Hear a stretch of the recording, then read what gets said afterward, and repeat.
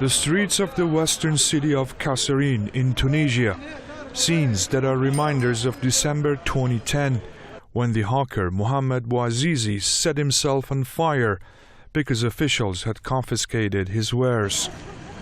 The incident simmered public anger and became a catalyst for the Tunisian revolution that led to the ouster of Zainul Abidine Ben Ali. 8 years on, 32-year-old freelance journalist Abdelrazak Zourghi self-immolated on Monday. In a video message before his measure, he criticized high unemployment in Tunisia and called for a revolution. نداء للبطال القصرنية. بالنسبة لي أنا راهو اليوم باش نعمل ثورة وحدي.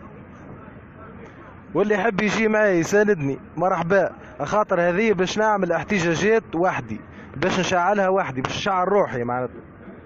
باهي وكان يخدم واحد في جرتي ما يسيلش. ربي يعينه.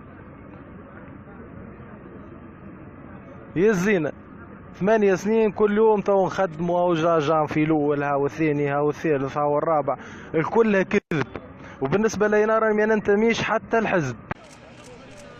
His death triggered mass protests in Kasserine and the capital, Tunis.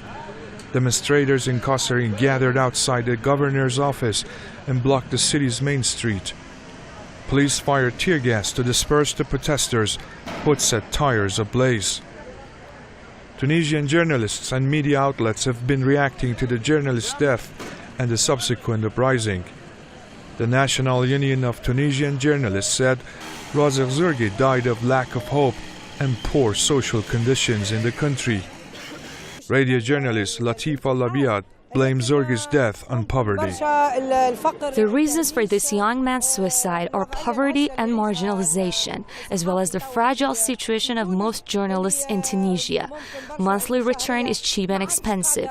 I know for a fact that he committed suicide because he had no contract of work. He was only cooperating with a private television channel.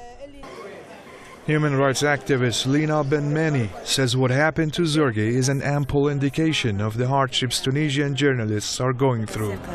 He set fire to himself. Unfortunately, he died.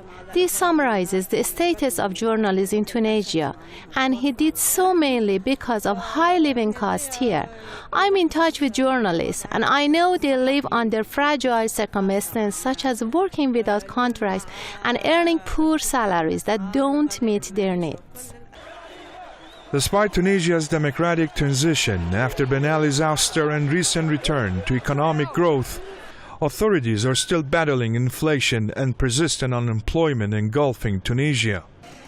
And now, one may wonder if history is going to repeat itself and the ongoing dissatisfaction is to turn into another nationwide uproar.